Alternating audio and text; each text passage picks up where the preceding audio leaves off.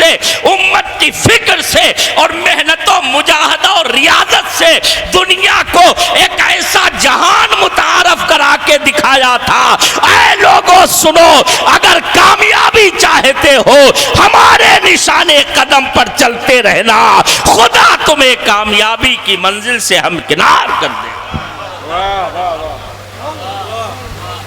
آج ضرورت ہے ہمیں، طوفان ہمارے سروں پر آ گیا ہے، پھر بھی آج ہم بھائی بھائی میں سر پھٹول مچی ہوئی ہے۔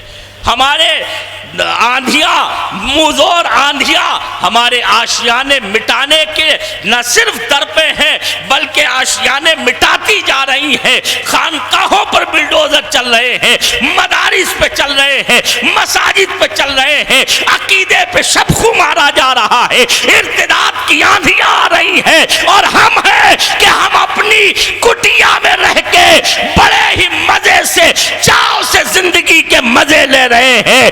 یاد رکھو، اگر آپ بھی نہ بیدار ہوئے تو زمانہ قیامت کی چال چل کے تمہیں شبخو مار کے دریا کی طرح بہا لے جائے گا، نہ تمہارا نام و نشان ہوگا، نہ تمہارا کوئی نام لینے والا ہوگا۔ واہ واہ، حق نہ سنبھلو گے تو مٹ جاؤ گے اے ہندی مسلمانوں، تمہاری داستان تک بھی نہ ہوگی داستانوں میں۔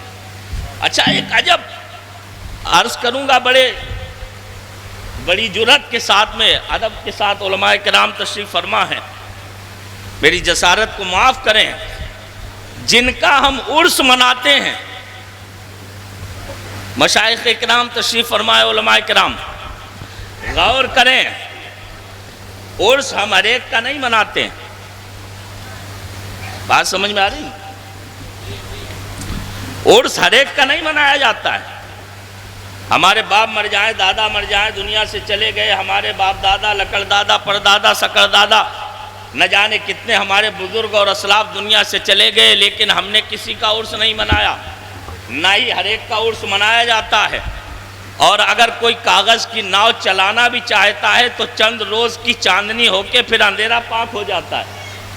ہمارا دیکھا ہوا معاملہ ہے، جنہوں نے خالی خولی اپنے باپ دادا کو چمکانے کی کوشش کی، حقیقت کچھ نہیں تھی، روحانیت نہیں تھی، وہاں پر فیض نہیں تھا، وہاں پر کوئی کرامت نہیں تھی، وہاں پر اللہ تعالیٰ کی عنایت موجود نہیں تھی، تو خالی خولی ڈھول پیٹنے سے اور اپنے آپ کو اجاگر کرنے کی کوششوں سے کوئی اجاگر نہیں ہوا۔ کسی کا عرس ہم نہیں مناتے ہیں، ہر ایرے غیرے کا عرس نہیں منتا ہے۔ ہم اپنے باپ دادا کی فاتحہ تو کراتے ہیں، ان کی قبروں پر بھی جاتے ہیں، لیکن سالانہ عرس ان کا منایا جاتا ہے جنہوں نے اپنے جسم و جان کو مدینے کے حوالے کر رکھا تھا، جن کی سیرت و کردار سے اور ایک ایک ادا سے خوشبو مدینہ پھوٹتی تھی۔ ہم ان کی بارگاہ میں عقیدت کے پھول نچھاور کرتے ہیں۔ واہ واہ واہ واہ، ورنہ سوچئے سرکار قطب المدار کو ہی لے لیجئے،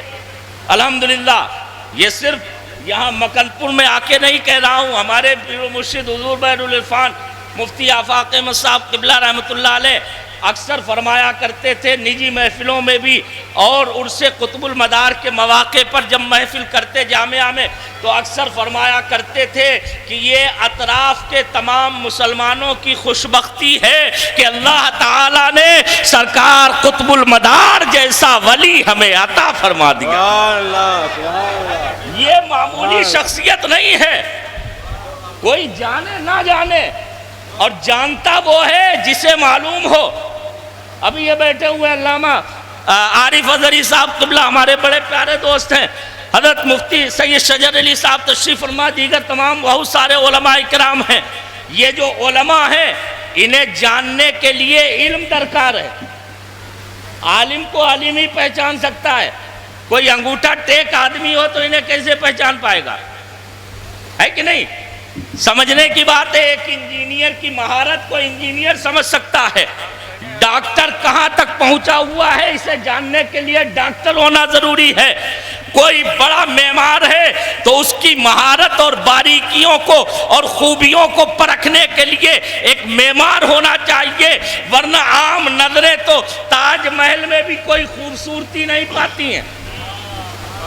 میں نے نرے لوگوں کو دیکھا، عوام الناس میں سے جاتے ہیں آگرہ تاج محل دیکھنے کے لیے، تاج محل دیکھنے گئے، ہم نے پوچھا کیا دیکھ کیا کیسا لگا؟ کہا حضرت ہمیں تو کچھ سمجھ میں نہیں آیا، دنیا کہتی ہے 7واں عجوبہ ہے۔ تو ہم نے کہا سمجھ میں آ گیا، اس کے سمجھ میں اس لیے اس کی سمجھ میں نہیں آیا تو اس کا ہرگز یہ مطلب نہیں کہ تاج محل میں خوبی اور کمال اور انوکھا پن نہیں، وہ عجوبہ روزگار کل بھی تھا آج بھی ہے، فرق دیکھنے والی آنکھوں کا ہے۔ ایک آنکھ وہ ہے جو معمار کی ہے، انجینئر کی ہے، کلاکار کی ہے، فنکار کی ہے، فن تعمیر کے ماہر کی ہے، وہ باریکیاں دیکھ کے سمجھتا ہے کہ یہ عجوبہ روزگار ہے، اور جسے کچھ پتا نہیں اس کے لیے ساری عمارت بیکار ہے۔ ہے کہ نہیں؟ تو علم والے کو سمجھنے کے لیے علم والا ہونا چاہیے، تو روحانیت اور نور والے کو سمجھنے کے لیے بھی تو روحانیت والا ہونا چاہیے، نور والا ہونا چاہیے۔ تصوف کی باریکیوں اور دقائق سے نہ صرف فنی اور علمی طور پر واقف ہو بلکہ حالی اور روحانی طور پر ان کیفیتوں سے آشنا ہوگا جو دل بینا رکھتا ہوگا، وہی تو دل بینا کی برکتوں کو سمجھ سکتا ہے، بھانپ سکتا ہے۔ ارے جس کے اندر سوختہ جگر نہیں وہ کیا جانے ان سوختہ جگروں کی عطائیں کیسی ہوتی ہے۔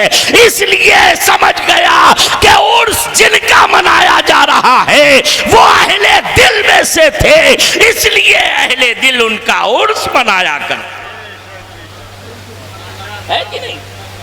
تو سرکار قطب المدار کی میں بات عرض کر رہا تھا، ایسی شخصیت سبحان اللہ، ہمارے سلسلے کے مشائخ نے تو ان کی بڑی عظمتیں بیان فرمائی سبحان اللہ۔ 13ویں صدی کے عظیم مجدد حضرت سیدنا شاہ غلام علی دہلوی مجددی نقشبندی قادری رضی اللہ تعالیٰ عنہ، دہلی شریف میں ان کا مزار شریف ہے، اور اتنے بڑے وہ اپنے وقت کے امام، عالم اور عارف اور مجدد تھے کہ ان کی خانقاہ سے فیض پانے والے آج پوری دنیا میں موجود ہیں۔ اتنی بڑی شخصیت، ان سے پوچھا گیا سرکار قطب المدار کا تذکرہ آ گیا، انہوں نے کیا فرمایا؟ در منصب قطب المداری شان عجیب دارند۔ ارے تم ان کے بارے میں کیا پوچھتے ہو؟ وہ تو قطب المدار کے منصب پر بھی ایسی عجیب و غریب شان رکھتے ہیں کہ بڑے بڑے ان کی عظمت کے پہلے زینے کو سمجھ نہیں سکتے ہیں، ان کی رفعت و بلندی کو ناپ نہیں سکتے۔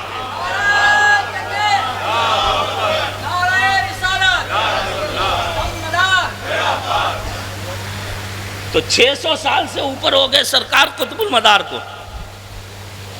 آج کل تو پمفلیٹ کا زمانہ ہے، سوشل میڈیا کا زمانہ ہے، انٹرنیٹ کا زمانہ ہے صاحب، بڑی ترقی ہو گئی ہے، دنیا جسے چاہتی ہے وائرل کر دیتی ہے، راتوں رات کوئی ہیرو بن جاتا ہے، مشہور و معروف ہو جاتا ہے۔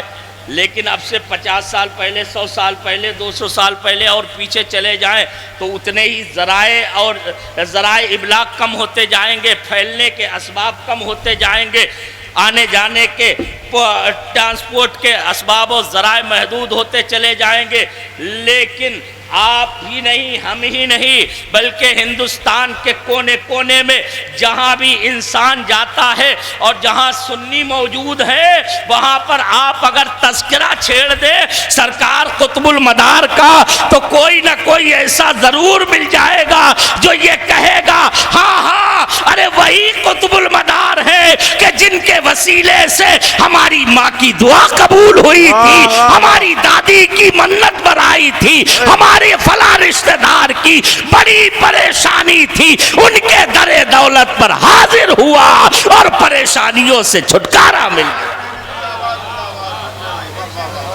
نرے بیان کرنے والے مل جائیں گے۔ ہم نے سمجھ لیا کہ یہ اسباب و ذرائع یہ اللہ والوں کو پھیلانے والے نہیں ہیں، اللہ والے جو پھیلتے ہیں اس میں کوئی اور ہی کار فرما ہوتا ہے، کوئی اور ہی سبب ہوتا ہے، اور وہ سبب یہ ہے من لہ المولا فلہ الکل، جس کا خدا ہو جاتا ہے ساری خدائی اس کی ہو جاتی ہے۔ تو میں جو بات عرض کرنا چاہتا ہوں، عرس ہر ایک کا نہیں منایا جاتا ہے، عرس ان کا منایا جاتا ہے جو اپنے لیے نہیں جیتے ہیں، اپنی دعوت نہیں دیتے ہیں، اپنی طرف نہیں بلاتے ہیں۔ یاد رکھو، اپنی طرف بلانے والے، اپنی دعوت دینے والے یہ الیکشن لڑنے والے ہوتے ہیں۔